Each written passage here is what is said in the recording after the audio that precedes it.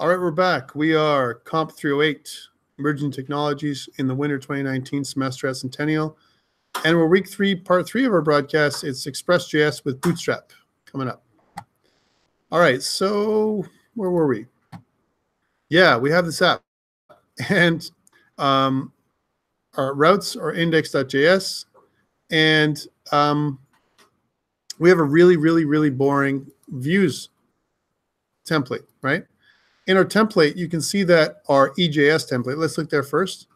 You can see that there's HTML, and on the bottom right-hand corner, if you notice, right at the bottom, Visual Studio Code is trying to figure out what this is. I've installed a little extension to detect and support EJS, and it's kind of a curse and a blessing. It's a curse because it won't allow me to do Emmet with EJS, which is kind of weird. For those people who don't know, Emmet is a shortcut language, so you can do HTML really fast. And if you're using EJS, Emmet will not function. So you have to change from EJS to HTML support.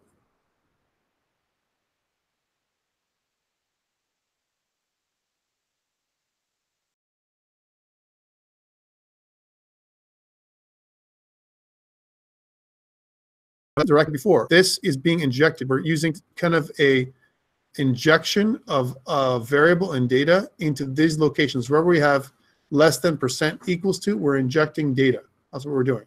And we're injecting data based on our root information. So if I'm here in the title variable, I'm injecting home, right?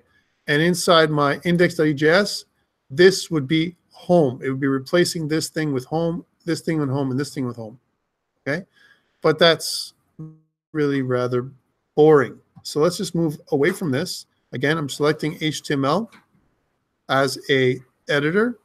And what I want to do is wipe this out. But before I do that, I want to copy this one so I don't have to type it.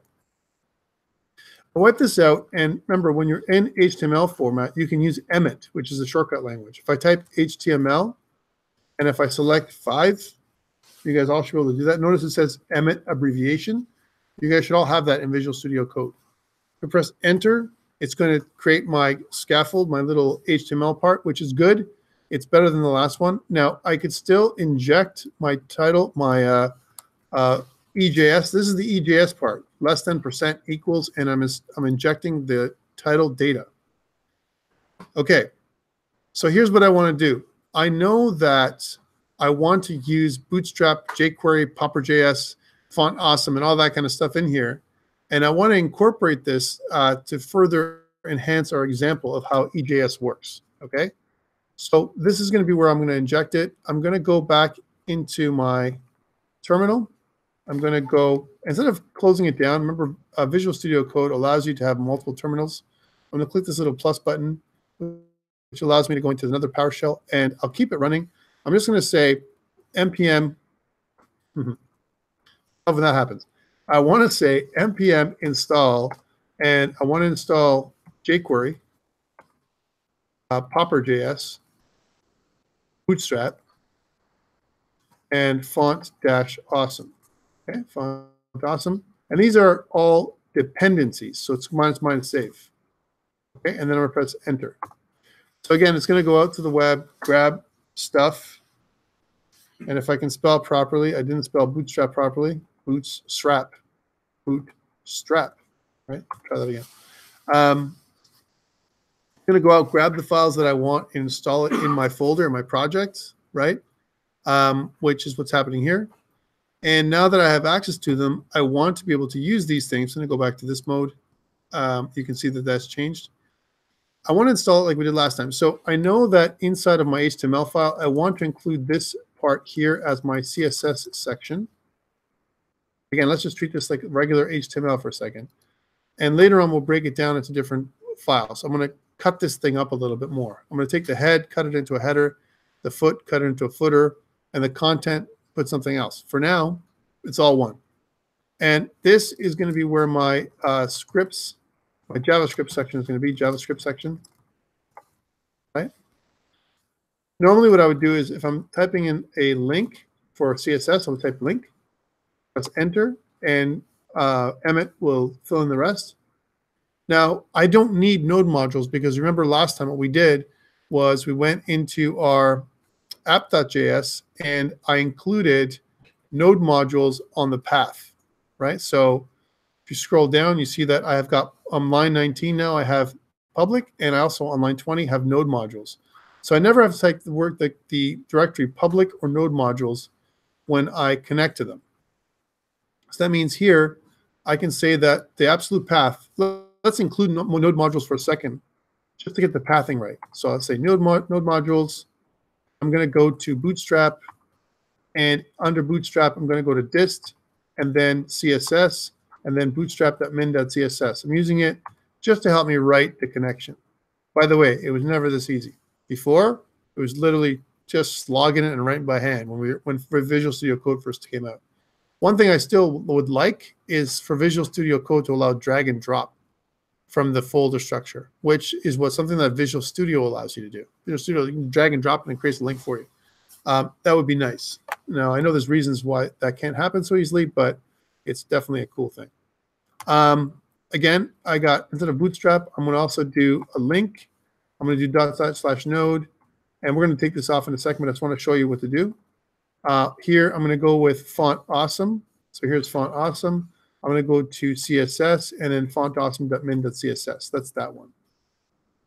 And the last one is my own custom CSS. I'm going to go with link, and I want to go to // and this time it's going to be public. Under public, I have something called content, and then app.css. Now, things we don't need. I don't need node modules or public. So what I can do here is do one of these. Just delete it. So I don't need this as part of my path because I've included it in my path. The server will include it, so I can cut these down to something a little bit more understandable. I don't need node modules or public. Cool. Now let's do the same thing for my JavaScript stuff. So again, in JavaScript, you need a script. And under that, you can choose source. Your abbreviation is source. And now you do // node modules. I want to load up jQuery, and I need the distribution package for jQuery.min.js. And then I'm going to include Bootstrap, same way, where I'm going to go // node modules, and I'm going to go to Bootstrap, and it's going to be distribution and JS, and then bootstrap.min.js. The last one is going to be my own custom JS file. So I'm going to do script, and it's going to be source, and I'm going to go // and then scripts. Public. Public. Wow. Scripts, and then app.js. All right, so I've got these. Let's just prune them like I did up here. I'm just like literally going to take these away. So don't need this. I don't need this. And I don't need this. All right, so a good test would be if I kind of installed just a basic welcome. So if I said something like an h1 tag with a welcome. Okay, so what am I going to get? So what I'm hoping is when I do this, that my welcome would be like, it would look bootstrappy, because Bootstrap will change the font, the size, the weight, all that stuff immediately. So if I get that happening, and if it's not an ugly, times welcome, then I'm good, right? So let's check that out. So I'm going to go out to the web, and let's go to my localhost 3000. And if I go to this, you can see now this is a good sign, because this welcome is Bootstrappy's welcome, right? It's nice and large, and that's not how it would look if it was just simply done without Bootstrap. You can also check in the inspector to look at the console and see that there's any errors. If there was an error with any of the CSS or JavaScript, it would come up here. All right, so this is cool. I got welcome, not exciting. But now we want to test the JavaScript first before we move on. I want to go and show you how this is done. So remember that in the first week, we created a JavaScript file that was inside of an equivalent to our publics folder under the scripts folder in app.js. And this is also where we did TypeScript last week, if you remember, right? So I want you to imagine this custom code where we have our IFI. And again, IFI stands for immediately invoked function expression. And what this does is it is a self-executing anonymous function. We code it like this. Not exactly pretty, but basically anything inside this closure will run automatically. I protect myself. I create a couple of things, a function called start, and some kind of window.on, add event listener, load. So on load, basically call the start method. All right, so this is extra protection. Basically what happens is this function loads, it calls the window, it binds an event listener to the window object and waits and listens for the load event. When that happens, it calls the start function here and whatever happens in the start function. So in the start function, I want to do a console log, and I want to use backtick, control backtick.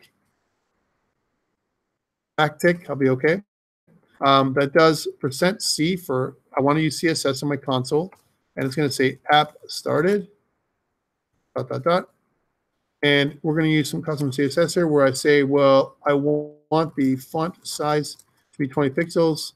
I want the color of my font to be blue, and my font weight to be bold.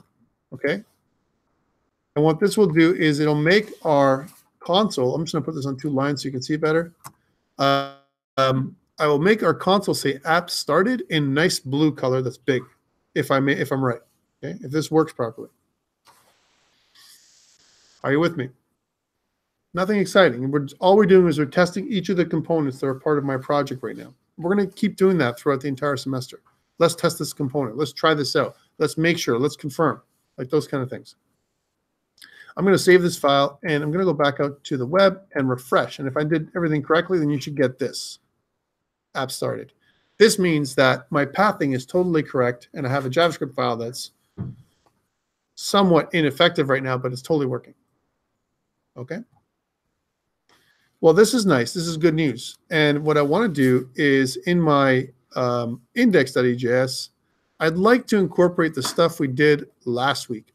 I don't want to do all that work again. I don't want to go into Bootstrap and recode that stuff. And what I've done is, if you look inside of the Slack link for developer under us, COMP308, I've pasted this Bootstrap stuff that we did, I guess, a week ago. So if you guys go in there and grab it, you can find the developer channel on Slack. You all have access to it. You may not have access to it directly. You have to kind of go to the developer channel for the first time. But basically what I'm going to do is I'm going to take this navigation code as is, right? And I'm going to copy it. And then what I'm going to do is I'm going to go back out to EJS, and I'm going to paste it in. So I'm going to override my welcome and paste in my Jumbotron and my navbar. Okay? So now if Bootstrap is working, I can simply go here and refresh, and we should see my Bootstrap navigation. See? So what's happened is it looks like we have this application that is using Bootstrap, and it looks like an index.html page or something like that. And it even says home. But the reality is that there is no other app. It's a single page application that we're using, that we're changing up the navigation. We will be changing up the navigation based on the title.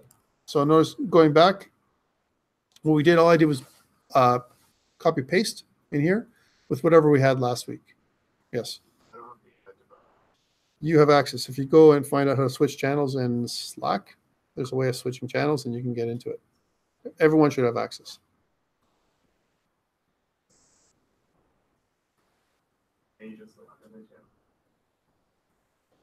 So you go into next to channels, right? And then you add it in.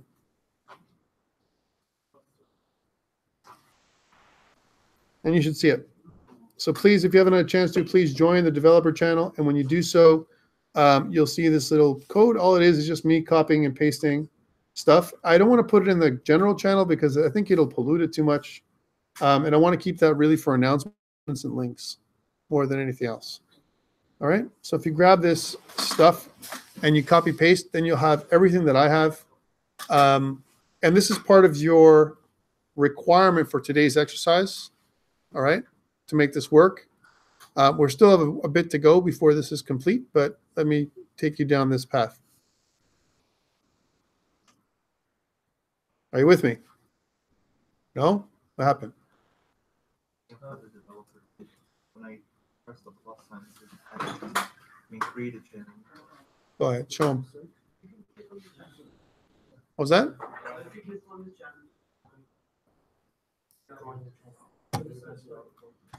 Okay, there you go.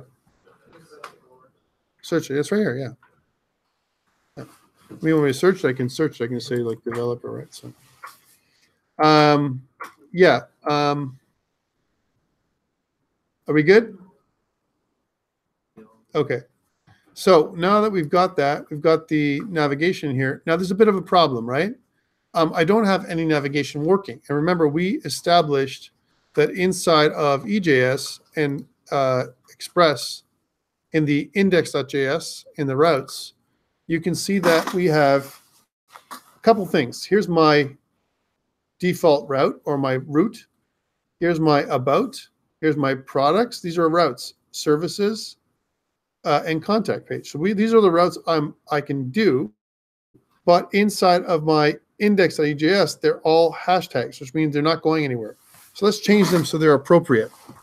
So I'm going to go over to the, I'm going to start with the navbar brand. So when I click on the navbar brand, when it's your own logo, then it should go to the root.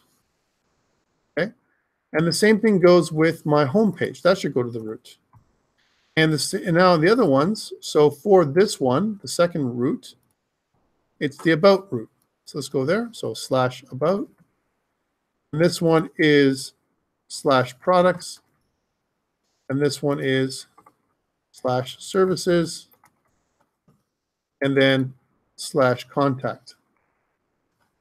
So all this is doing is going, okay, well, when I click on this button, do this.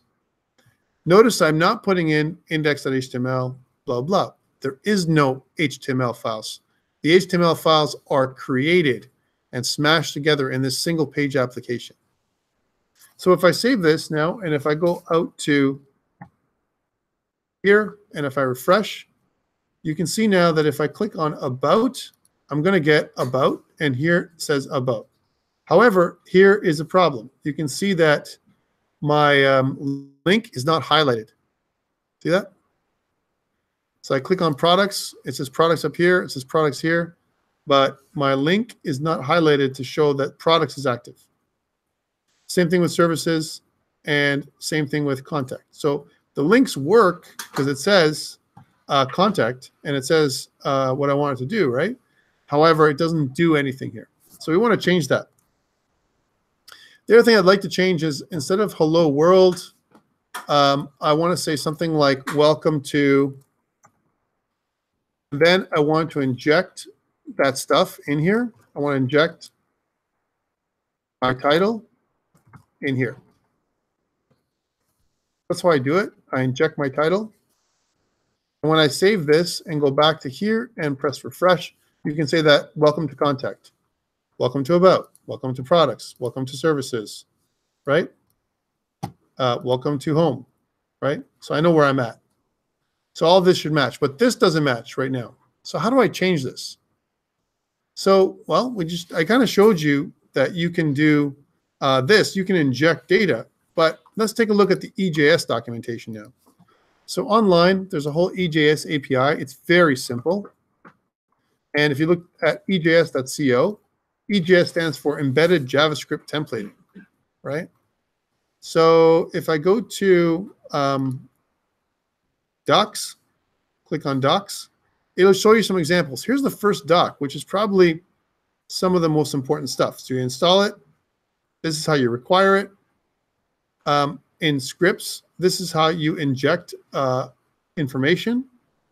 And this is how you do if statements. So if I can do if statements like this, so less than % if user open bracket % greater than.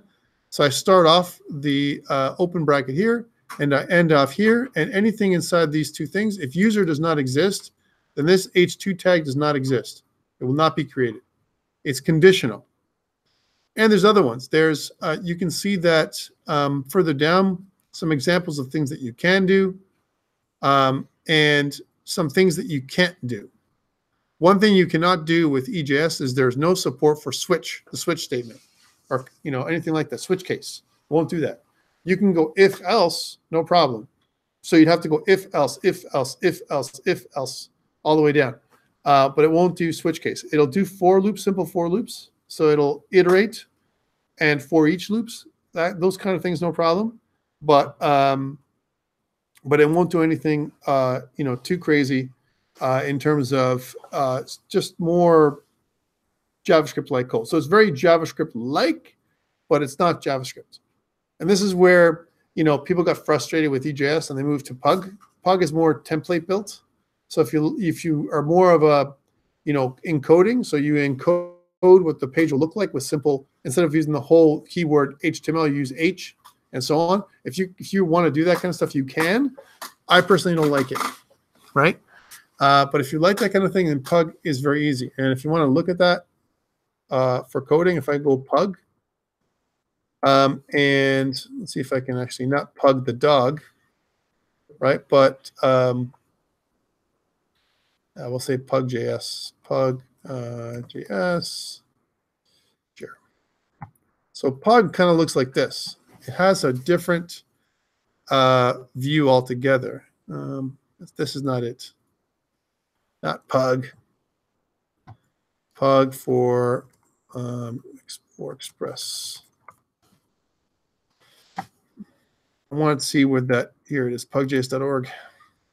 It's the same thing. Yeah, so what it does is it's kind of shortcuts for what it would look like. I just want to see if there's a good example of it. Anyways, here it is. This is it. So H1, and then notice that you don't close the H1 tag. You just open the H1 tag. You open up the H2 tag, and you just do it. It's very simple, and then you can do full, function calls and everything else with Pug built in, and you can inject, stuff in here. And there's also specific calls you can do with JavaScript and everything else. I think it's too much, and I don't believe you need it, and that's why we're not using it in this course. It's just a templating engine. And remember, what's going to happen is we're going to replace it with Angular or React anyway. But for now, let's go back to enjoy Pug or EJS as much as possible. So notice that we have this problem, and it's not switching. I know I can do conditional statements. So if that's true, I can go back to the code and say something like, how is this done? Well, we see that on line 22 approximately, you have this thing that shows my li nav item active for my home link. Well, wouldn't it be nice if we can switch up which is active based on the title? So I can do that. I can say something like less than %, right? If title is equal to home, then, and I would close it off here. I wouldn't close off the curly brace, then, and then I create another curly brace and less than sign, less than curly brace. And then I would say that do this, else. And then what we can do is we can close this off. And then I want to do, if it's not that, if home is not the title, this is a quick and dirty way to do it, by the way. We can say that, and there's no, the active class is not being used, that the CSS active class from Bootstrap is not being used. And we can kind of close off our conditional statement like this. Okay, so that's the way it's done. See that?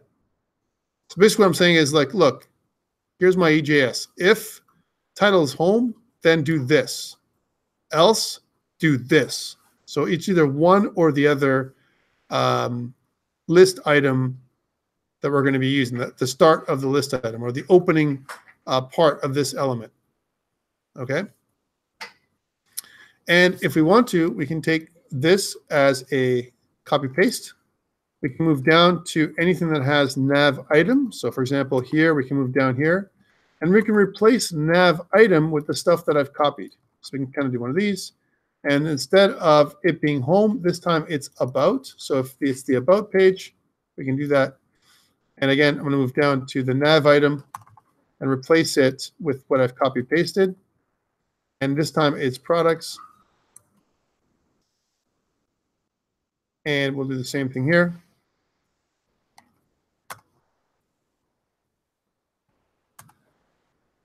Replace.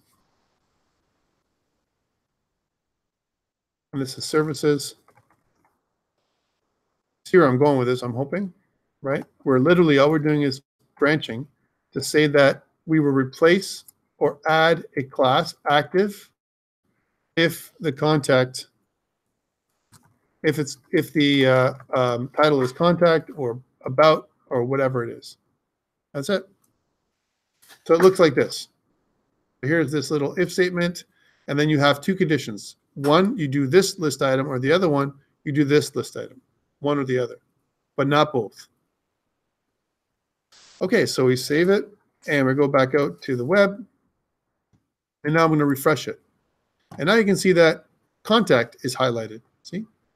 Services is highlighted. Products is highlighted. About is highlighted, right? Home is highlighted. And all I did, the way I did that, I accomplished that with a little bit of embedded JS. So kind of cool, very similar to what Angular can do for you when it comes to adjusting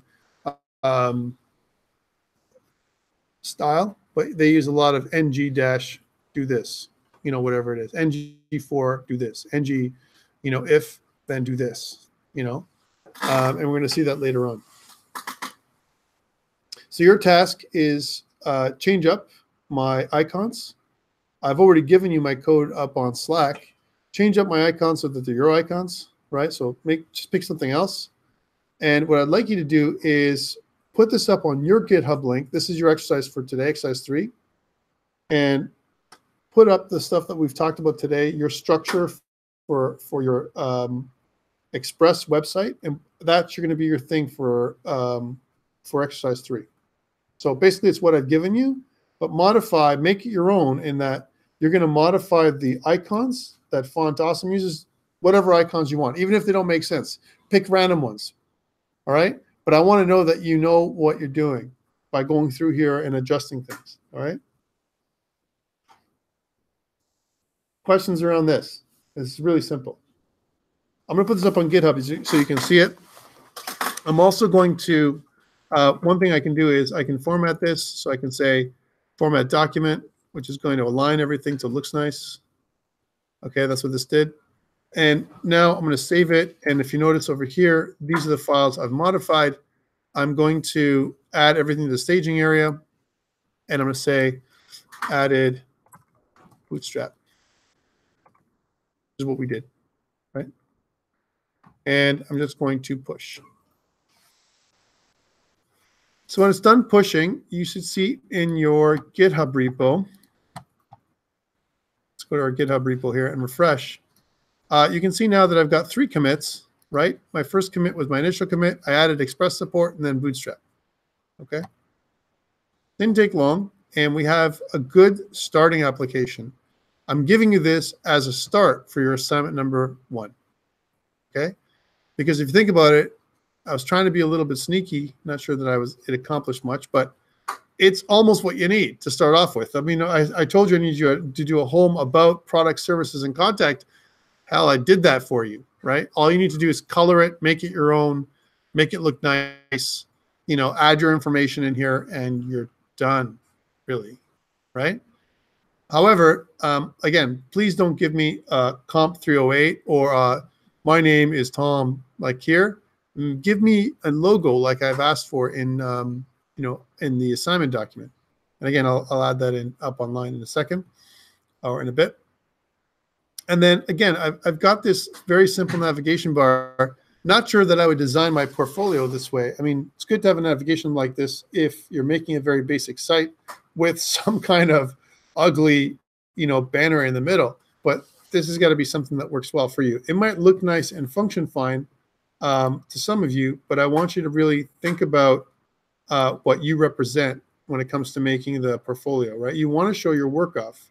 And again, I've seen some really cool stuff, right, that you can share with potential employers. That's the idea. People that might hire you if you want to show off your work, or just show your friends. Say, look, this is what I can do in the web, right? I'm doing full stack development now, right? Okay, so that's this part. I want to go back to the PowerPoint really briefly because we want to talk about some stuff. So we covered Express, what that is. It's middleware. It's kind of a layer on top of Node. We talked about project dependencies and so on. One thing I'd like to skip to, the idea of request response objects. So the PowerPoint actually details quite a few things in terms of how what the documentation is. You can see that app.set and what it does, app.get and what that does, and so on. Okay, these little nuggets of information for you guys. They're right in the PowerPoints. And then I hit this other part, which is the application folder. This is the typical application folder, and notice my structure that we've kind of been using, right? So from a structure perspective, I'm kind of using this structure where I have my app structure, controllers, models, roots, and so on. I have my config structure, and then I have my public structure. Now, we're not there yet, but we're going to get there very soon. Next week, if you remember, we're going to do two things. We're going to install MongoDB and start doing database stuff, right? At the same time, it'll be a call for us to restructure our code to start removing and separating our controller from our model. In fact, we can almost do that now. Let's think about this for a second. I didn't cover this with a class before, but I want you to think about this, okay? In our routes, if I kind of, let me just scroll up and minimize this for a second. In our routes, really, what do I have? I've got this part, right? And then I have this part. Could you not see that everything on line 16 would be your controller logic? So literally what I could do is I could swap out the stuff that's in here. So router.get products is an anonymous function, this anonymous function right here. I can take that whole thing out, that function, put it in another file, and add each of those functions to the module exports for that file to create my controller. And I can call this something like index controller, right? And the index controller controls all my index or top level routes, if you will, okay?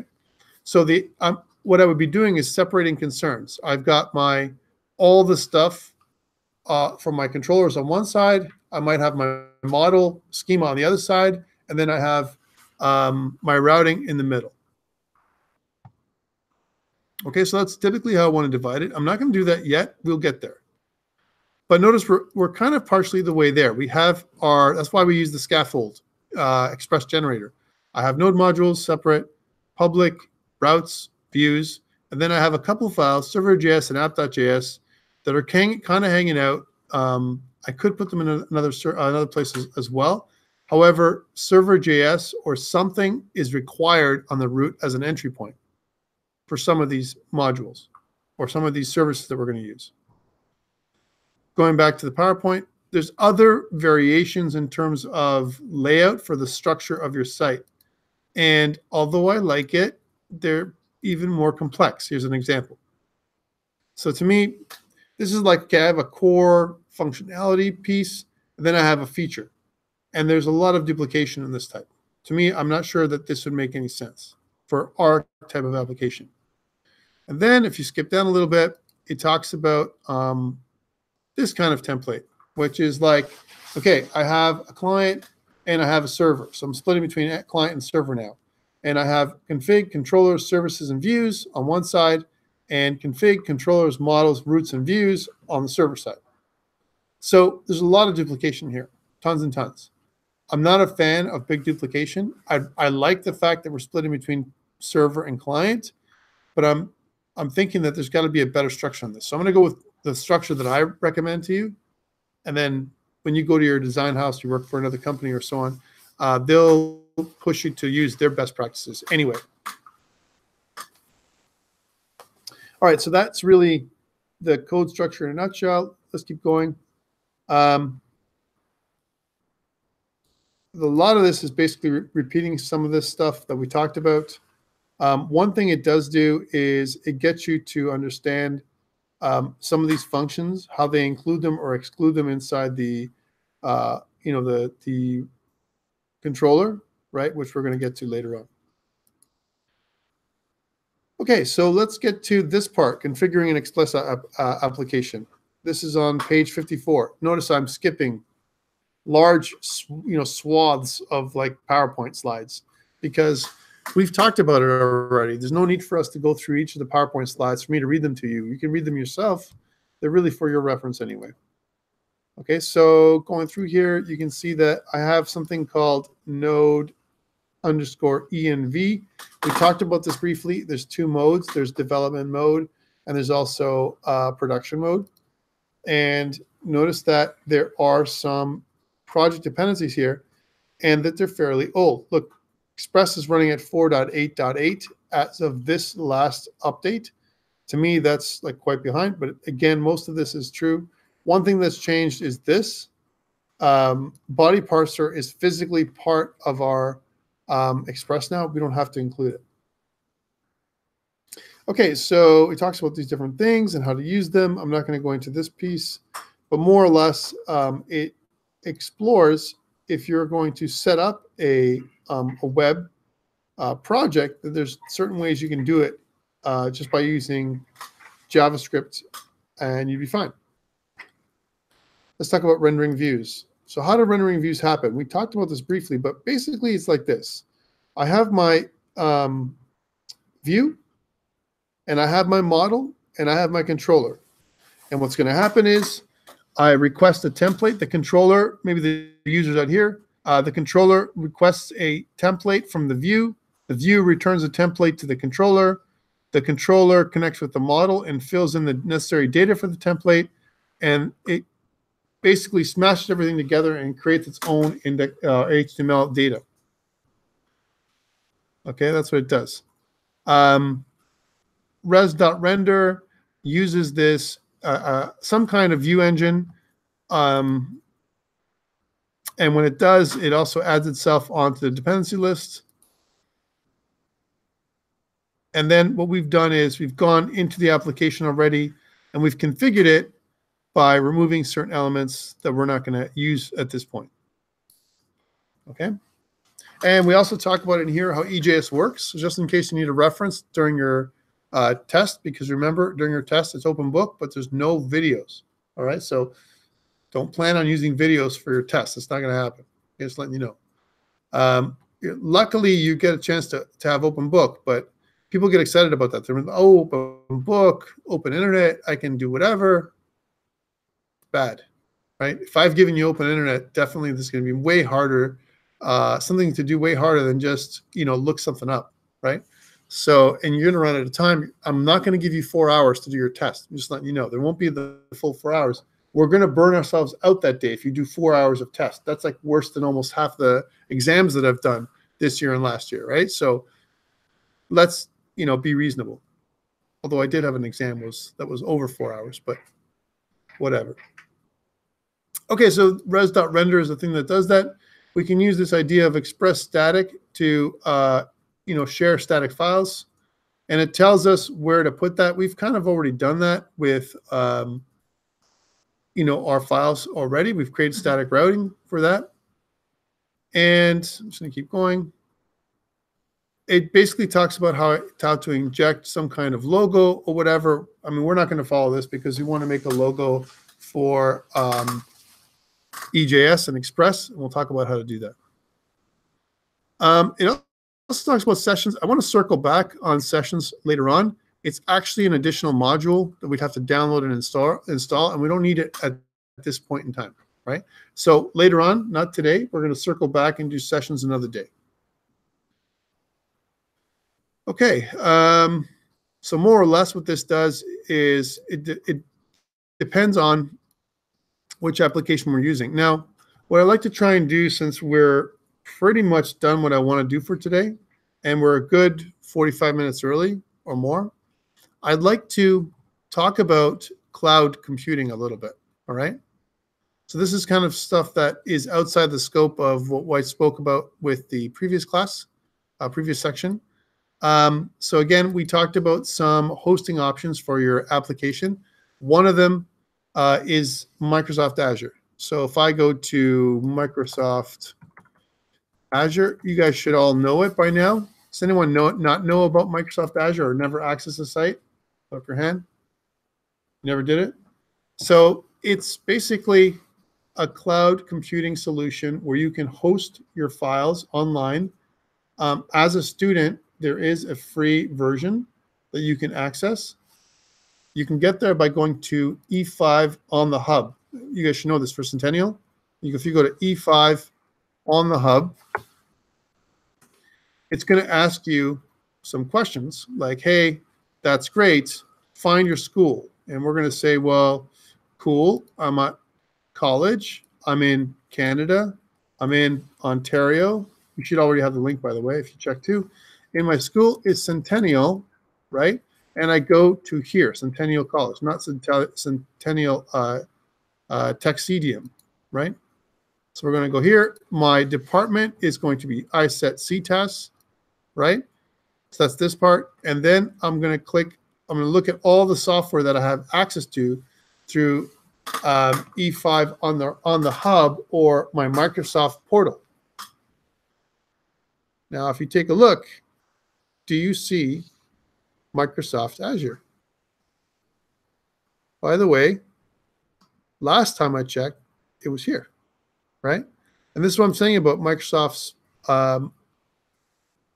offer to students, right? Sometimes it will change without notice. So again, if you look here, I don't see even that there's an option for Microsoft Azure anymore, and there used to be. Like, I'm not talking very long ago at all, right? So you can always go to Microsoft Imagine, and there it is, Microsoft Imagine, Microsoft Azure for Students. So it gives you particular instructions on how to do that. You'd have to sign in to the portal at Centennial in order for you to do this. So you must sign in. And then what you can do is you can add Azure to cart. And what it does is it'll explain to you that you can use $100 credit, within the first 12 months, and plus select free services as described below. So now they've gone back to the credit system. So this is, again, like I told you, Microsoft Azure and Microsoft in general keeps waffling between, I'm going to give you guys credits. Now I'm not going to give you guys anything, just basic services. Okay, let's give you credits again. And they keep on doing that over and over again. Not sure why. Maybe there's just different directions. Maybe they've improved the products in some way or whatever. Again, it's a great product, truly. The way Azure works, for those people who want to get access, you can also sign up with your credit card, which they will not charge if you choose the lowest levels of service. So you can test it out for free. So it might look something like this, portal.azure.com.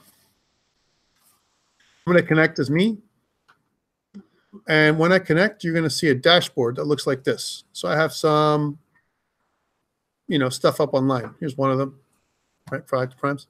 And let's suppose I want to make a new app. So I can go to App Services, right, as an example. And you can see that I can look at my app services right now. I can add a new resource. I can do that. I can see what kind of service I want. Here's my web app. So I clicked Create a Resource. I went to Web App. And then I can choose my web app's name. I'm not sure if I want to do this right now. I have some things I'm missing, by the way. For me to put up my little portfolio site up online, there's some stuff I'm missing. I'm going to get to it right now, okay? Let's call this COMP308 portfolio, right?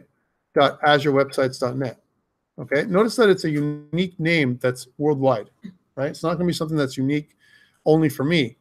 I could also call this, instead of this, COMP COMP308-W2019. And if that's not taken, it looks like it's not, I'm good to go. Notice my subscription type. It says DreamSpark. It says DreamSpark for me because that is my Microsoft Imagine that I've been holding on to all this time as a professor. Okay? Doesn't exist anymore. You can't do DreamSpark. By the way, they used to have a business version called BizSpark, and they give you business services as well. So I'm going to choose DreamSpark if I can. It says create a new resource group, COMP308-W2019, or I can use an existing one, right? So I can say I want to use Canada East as an example, right? And then it says publish my code, or I can publish a Docker image. We're going to get there with a Docker image. This is a kind of a newer functionality. A Docker image allows me to create a microservice inside of a container, right? And I can publish the container right up here, and it'll just run. It's a beautiful thing. It's like a little VM almost, right? I'm going to click Create. And what this is going to do is it's going to create an empty service for me right away. So Create. Microsoft Azure. You guys can always look at this video later on. Again, you can sign up for the free version. I'm going to click on this progress. It'll actually show me the progress of this of my app. I can go back to my dashboard if I want as well. And as this is working, you're going to see when it's created, it's going to let me know. So I'm just going to look at some of this stuff. So, I mean, I got some other stuff that I keep playing around with here. This is mostly for school, the stuff we've been doing here. And the reason why I'm showing you this is so that you know what it is that you can create possibly. Okay, so pretty simple. Let's see when we get there, whenever it finishes loading, we're good to go. While this is waiting, let's sign up for Heroku. Let's do it together, guys. If you haven't had a chance to do this already, you can go to Heroku, right? And you look at Heroku Cloud Application Platform, Heroku.com, right? And Heroku.com gives us some free services. Now, notice what it allows us here. JavaScript, so Node.js, Ruby, Java, PHP, Python, and Go, Scala, and Clojure. So those are all the ones that it allows. If I click Login, and if I log in, my password expired. Sure. Check my inbox. I'll do that later. But basically, what I'd like you to do is I want you to go and sign up for Heroku if you don't have a chance, if you haven't had a chance to do that yet. And let's see if they're going to send me a email. I'll do this offline so you don't have to be bothered. And I'll reset my password.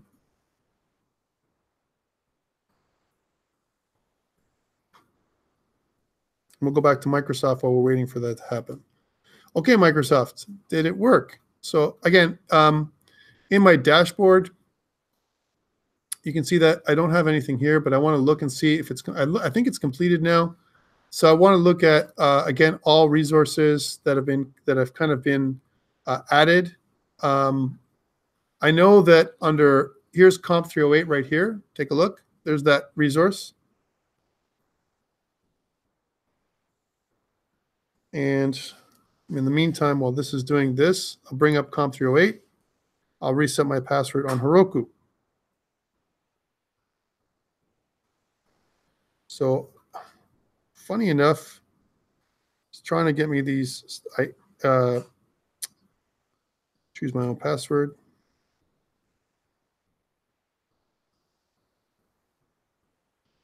Bear with me, guys, while I reset some stuff so I can do both at the same time. And I'm doing this early because it's a good idea to get this all done and out of the way. And we'll do it again a bit next week as well.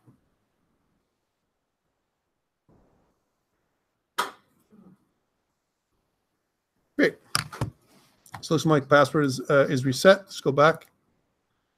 And let's try this out.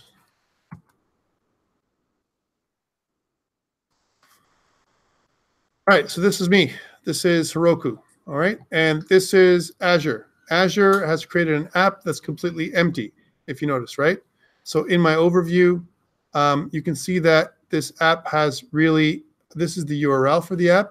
If I was to click on this right now, you can see that it's going to say, hey, thank you for making this app. Your app service is running, but nothing is running yet. Okay? I'm missing a couple of pieces for both Heroku and for Microsoft Azure for me to make my app work right now. Inside my Visual Studio Code application in my package.json, what I need to do is set up both the engine for NPM and the package, those two things. So I need to kind of say it's node, that's my engine type, and what my package version is, okay? So I've got to be very careful because some of this stuff, if I want to connect to it, I can do two things. I have it up on GitHub, and I can do continuous integration from GitHub right into Microsoft Azure, where whenever I change GitHub, Azure automatically updates. And the same thing goes with Heroku. So it's kind of a one-stop shop. I make my stuff, I update it, I put it up on GitHub, boom, it changes, and then I'm good to go. And it's instantly updated. So kind of a really cool workflow. A bit of continuous integration. But here's the thing. It's been it's been changed a lot. The way they used to do this was you'd go down, you look at deployment slots. So here's all the stuff that they have. These are all the options they have now for Microsoft. It's like a bit of flying the plane now. Before, it was much simpler than this, but notice that there's deployment slots. And then under deployment slots, you can see that it says, oh, this is interesting. Deployment slots now are live apps with their own host names, right? And now they don't allow you to do it anymore. Yeah, that's really interesting. And before it was totally not like that. I wonder if I go to Deployment Center, if it allows me to do, yeah, this is totally different. This is what's happened. Configure continuous integration with GitHub repo. So now it's changed again. By the way, I'm not upset about it, all right? Don't get me wrong. I like change. This is good, especially when it becomes a little simpler. So if I click on GitHub, the way it used to work is if I click continue, then you can choose a build provider and so on, and it was automatic. I wonder if there's another way to do it where it doesn't require anything insane to do, right? Because before it was like so easy to set up, and maybe what's going to happen is I want to do Node.js, and it probably is going to give you a Node.js configuration thing. I'm not going to go through this. One thing it does tell you is you must have some kind of JavaScript that says process.env.port or whatever it's going to be, and then you can start it off. This is good. So this is where I say to you that I love Microsoft. I really do. But it's gone to the point now where, hey, guess what? It's a premium service, right? Upgrade standard or premium plan to add slots. So maybe what we can do is we can switch my plan, right? Because right now my plan is DreamSpark. And maybe what I can do is I can switch it to pay-as-you-go for you guys, just for today.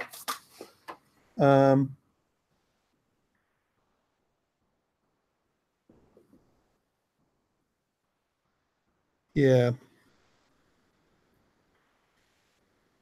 Okay, I'll come back to this. I'm going to go back to let's do Heroku first, all right?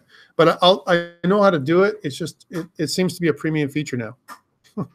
Well, it happens with Microsoft, right? Like I said, they offer stuff. At first, I'll tell you right now, we had access to everything with Microsoft. We could do VMs, we could do SQL servers, we could do whatever you want, machine learning, whatever. Now it's like, okay, you need to be premium to do this. Okay, so it's totally fine. I'm fine with that. I understand they have to have a business model as well. Let's make something new here. So I'm going to make new, and this is in Heroku. I'm going to make something called a new app in Heroku. We're going to call this app COMP308-W2019-lesson 3. It says United States. There's only two options, United States or Europe. This is their region where their data centers are. I'm going to create app. And when I do so, it basically has Nothing on it. Now I can choose GitHub, and that'll be my continuous integration. It'll be the same thing here on Heroku. Okay. However, I'm missing a couple things. Like I said, one thing I'm missing inside of my package.json is a reference to somewhere in here to my engine and to my, if I go engines, I got to put engines in there. And then if I press control space, what I want to try and do is add in node, right? So I want to kind of put in node and some kind of version number. Now, if you notice what it says, hey, I want to kind of include node of a certain version. I need the code, the syntax for this to work properly. Or else if I don't do this right, it's not going to flow. But what I need is engines. I need to specify the engine type. And I also have to specify something that's compatible with Heroku. Heroku doesn't supply support for everything. Okay? So that's one thing to note. So I'm just going to see that. I'll say that I want to on package.json, engines. And what they'll do is they'll give you documentation on how to put an engine in there, like how to specify engines. We need to do this, otherwise Heroku and Microsoft will not know what version of Node I want to build. I have to be very specific. And I can't just choose something that is, I'm at the bleeding edge. Remember, I'm with Node version 11 dot whatever. Guarantee, I'm telling you, there's not going to be that kind of thing on up online, right? So here it is. So here's an example of engines, and we specify the version of the code. Look at this. This is so old. This is from Node 0.1. Right now we're at 11, right? I'm not joking. This is how it used to be. So yeah, we specify the version of the engine that we're going to use. So if I take this code and I go back to here, and what I want to do is I want to put that in. So here's engines, right? And I want to put comma in here so that way we specify that we're using whatever engine. Now it's got to be in the right space. So you can see that we're getting an error right away. So maybe what we want to do is we don't need these curly braces. We just didn't want to do one of these.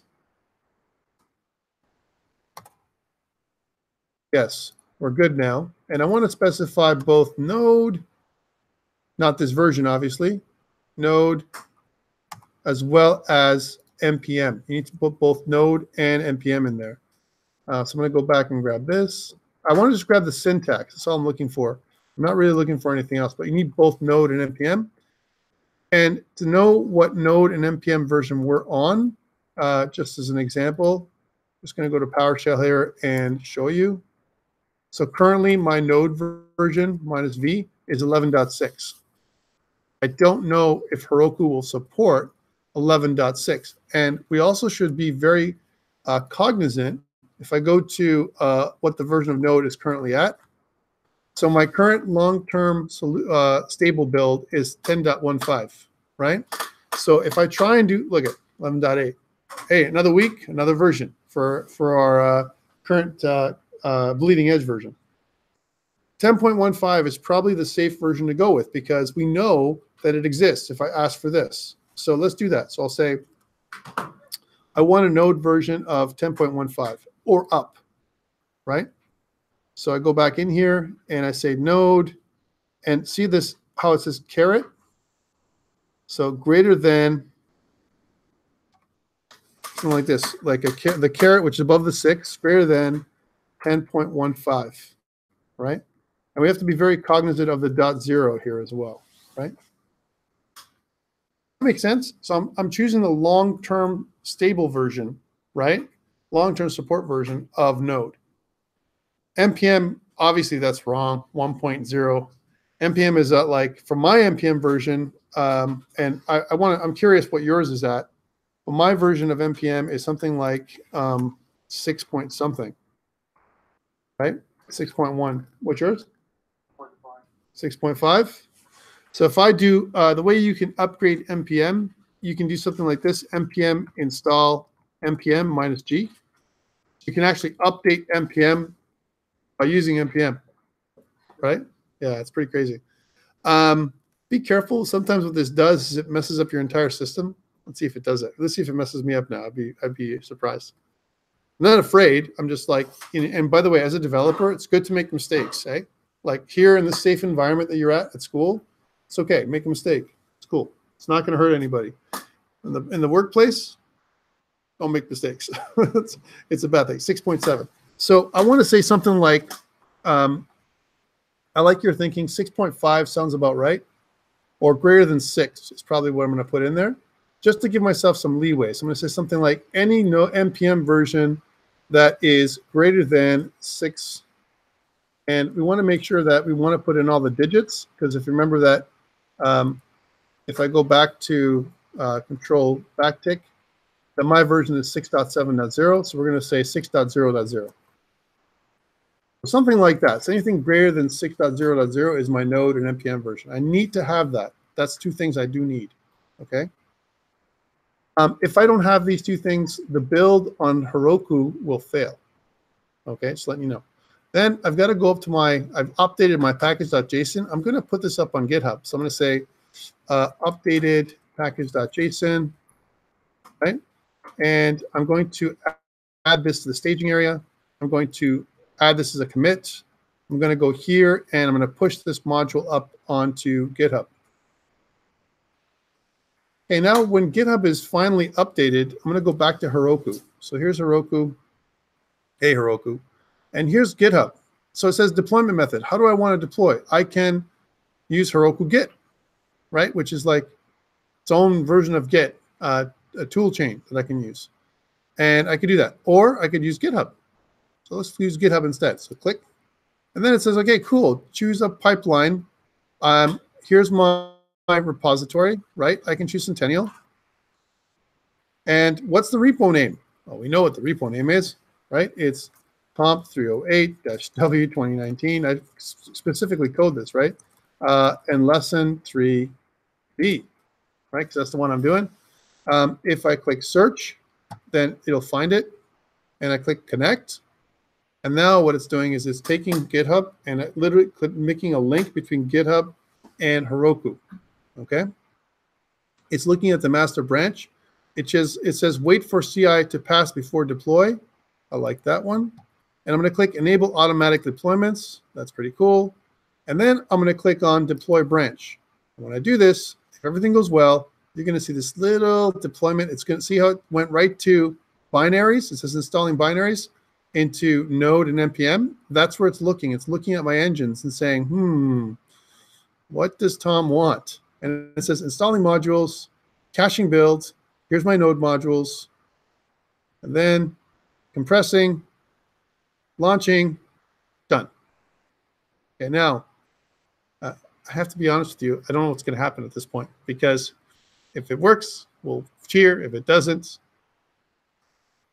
try again, and then we'll see what happens, right? So if it works, we'll see what we had to do, and we see this happens. Now, guys, don't be upset with this, because I'm okay with making mistakes like this. I truly am. It'll tell me what the application log is, and it's great learnings, right?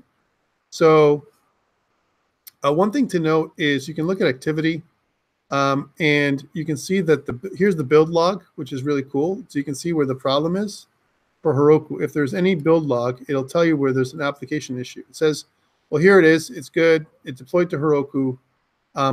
It says it's got a problem, and it could be a couple of errors that we're running into. One of them, it says, okay, npm 6 installed, no problem, that worked. Installing node modules, and it did that, no problem. And it removed a bunch of packages, so I pruned some dependencies. The build succeeded, and a bunch of other stuff happened, but still, this app, even though it says deployed, something just did not work. Okay, so it's no problem, and that's kind of the build log. Now we want to see, I want to see kind of any kind of my logs for errors. I'm not sure that it's going to show me here. Usually let's see what's up and more, view logs. There we go. Okay, that's interesting. Look, There's nothing like that. Did we not fix that? Let's see. I don't know if I fixed that. Let's see if maybe we didn't. Seriously. So let's go through this. Yeah, see, look at that. That's why it failed. So this is really good. Look at this is why making mistakes is so important early, right? I made a mistake early. I can fix it early. I'm not going to be screwed up. It's not a problem. We just have to change this to what we want, which is we want to go to node, and it's going to be server.js. That is what it's supposed to be. I'm going to save this. As soon as I do that, I'm going to have another change. I'm going to add this to the stage in there area. I'm going to say updated package.json to work.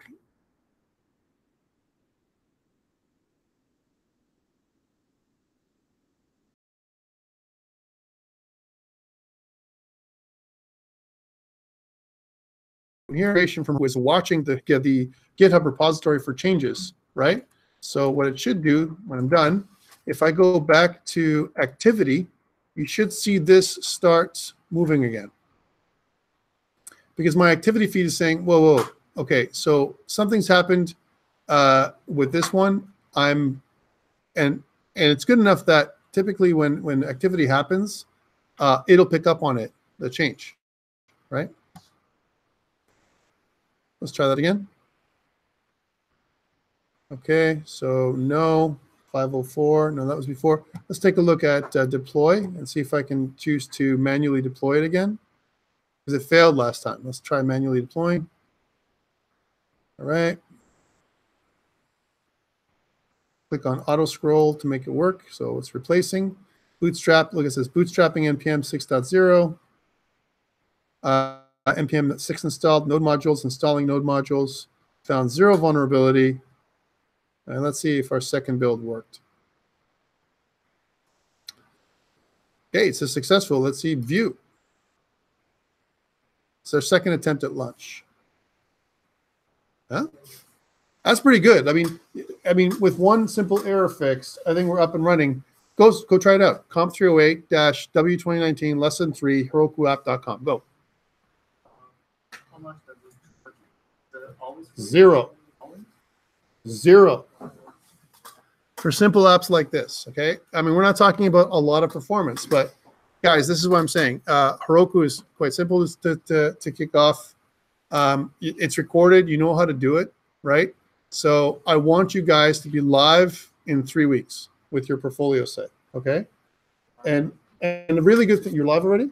So the really good thing about this is you can show this to anyone. You can see it on your phone. You can show this stuff off. And I think there's nothing wrong with producing something like this. Let's see if we can fix poor Microsoft for a second. Let's see if we can do that. So I'm going to go to Microsoft. It says it's running. And what we want to do with Microsoft is we want to create this continuous integration step, just like we did before. Maybe what I have to do is change in here. I don't want to cancel my subscription, that's for sure. What I want to do is I want to change my service. That's what I want to do. Resources, resource groups. Using Canada East DreamSpark subscription. I want to change my, but I can't change my service plan, eh? Or maybe I can. Here, I can change.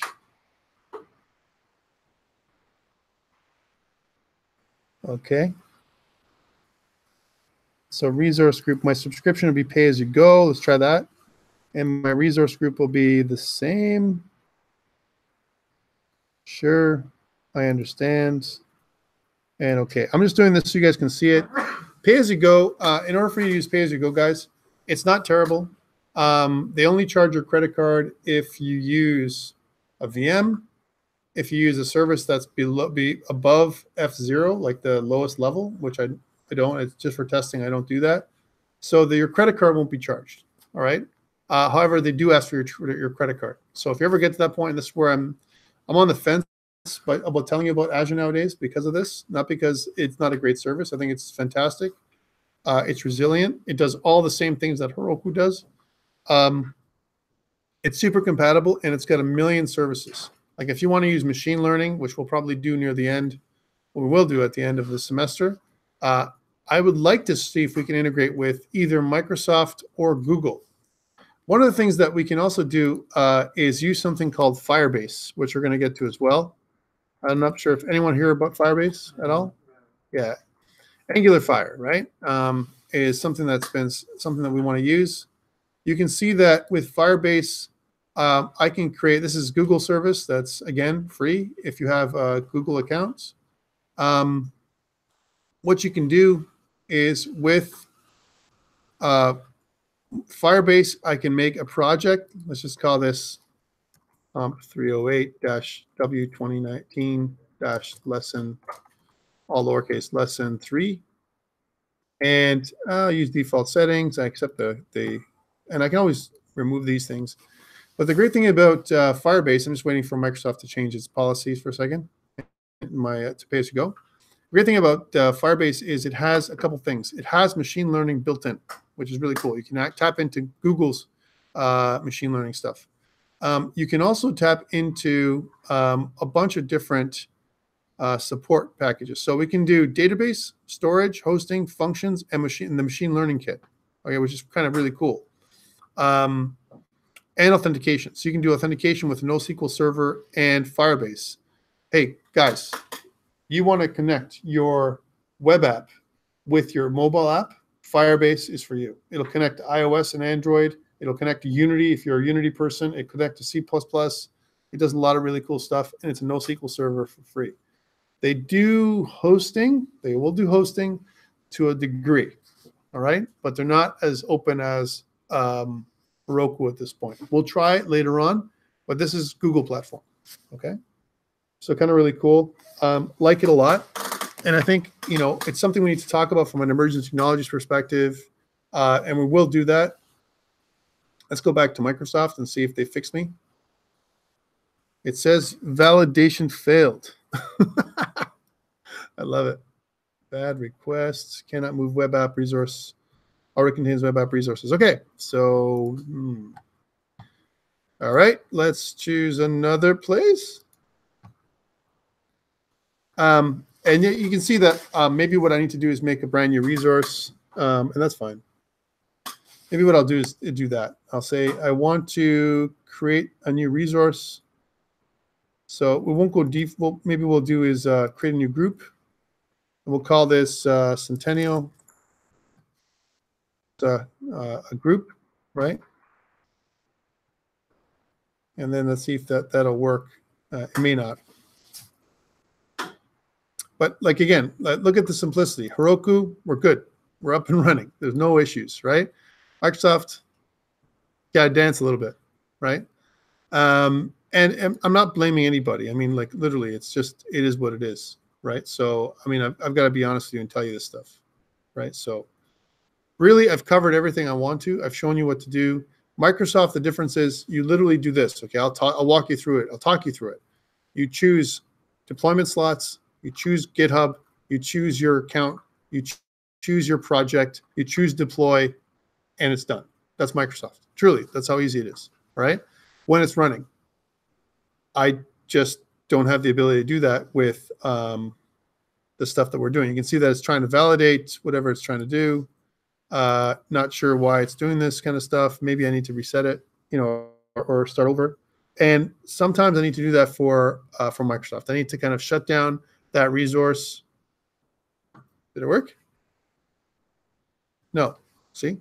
So what you can do is, if it doesn't work, if you go to dashboard, if you go to all resources for this one, one thing, sadly, that you might have to do is shut this down completely, like delete, and then put the name of the app in there, which is COMP308-W2019, and that's fine. Did I miss it? Oh. Okay, and delete, and then we'll start over with another one. So I'll let them do the deleting action stuff happening. and I'll just do it one more time. So one more time, bear with me, guys. We have 5 more minutes, and then I'll let you guys go. If you guys, by the way, if we're done for today, one thing to do, notice on your, while I'm doing this, please, up on eCentennial, there is a little exercise for today, right? Exercise 3. What I want you to do is take your app, like I talked about earlier, that we've already done, and give me your GitHub repo, a link to your GitHub repo for your app that we've been working with today, using Express, and that little copy paste that we did, the copy paste trick we did from Slack, with changing some of those font awesome icons up to make it yourself. If you can show me that you've done that, you'll get your participation marks for today. So if you look at web app, let's just try something else. So COMP308-W2019-lesson 3. And then we'll say that it's not DreamSpark. We'll make it pay as you go from the beginning. We will, can we use an existing one? I think this didn't work, so we're going to make a new one. We'll call it Centennial. It's going to be a code. It's not going to be default US. Maybe it will. Why is this a problem? Okay, Centennial 2019 has to be unique. Even that's there? Wow. All right. Centennial W 2019. How about that? Wow. W. Doesn't like any of those things. How about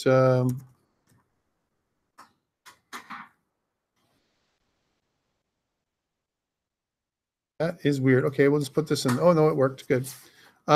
Yes, we'll do this. We'll do default East US, Windows operating system, create. Now I'm using pay as you go, so it shouldn't give me that other problem again. And it's going to deploy. Okay, back to what we were doing. So yeah, so what I was saying was up on eCentennial, there is this exercise 3, Express demo. I'm going to put up the Express portfolio assignment at the end of today. You'll see it updated in all of its wonderful glory. Again, it's due 3 weeks from now, and you shouldn't have a big problem doing it. We've already kind of started today on it, chomping away at it. All you have to do is continue working with it and adding things in. So in the Express demo, what I expect you guys to do is anything we've done today, like that, a link to your GitHub, if you follow along with my lesson 3, all I expect you to do is use that same piece of code, modify that part in your EJS file, index.ejs, to have different icons, so I know it's you. That's it. Put it up and make it work. Please test it thoroughly, because what I want to do is test these things. These are all worth like 1%, 1%, 1% as we chomp along as part of your participation. You host like one of these projects GitHub pages? Yep. Not the EJS stuff. No, the GitHub page, the first thing we did when we did just a basic app, no problem, but not Node. Yeah, Node, unfortunately, it won't. If we did, that would be awesome. That would be even better solution than Heroku, even easier, right? Because it's already there, right? So why would we have to do continuous integration, all these little dances? But yeah, no, it doesn't do it. It's very, very simple. I like how simple GitHub Pages is, and I wish it was like that. I really do. All right, let's see if it's actually here. So here's lesson 3. Let's try the continuous deployment, guys. We're almost there. Take a look. So here we go. Deployment slots. All right, cool. It says deployment slots and testing and production will no longer be available as of January 2019, and will be combined in our new deployment slots preview experience. Click here. Okay, no problem. This is on you. All right, here's deployment slots preview. Oh yeah, it's premium. So they've taken it away. This is not even pay as you go. Pay as you go. This is like I'm paying for it, and they won't allow it. Right. So, guys, thank you so much. I really appreciate it. So we're going to use Heroku, and we're going to use something else. I'll see you next week. Please finish off your little exercise to get your participation marks. Thanks. So for the little exercise, if you want us to check one, you found out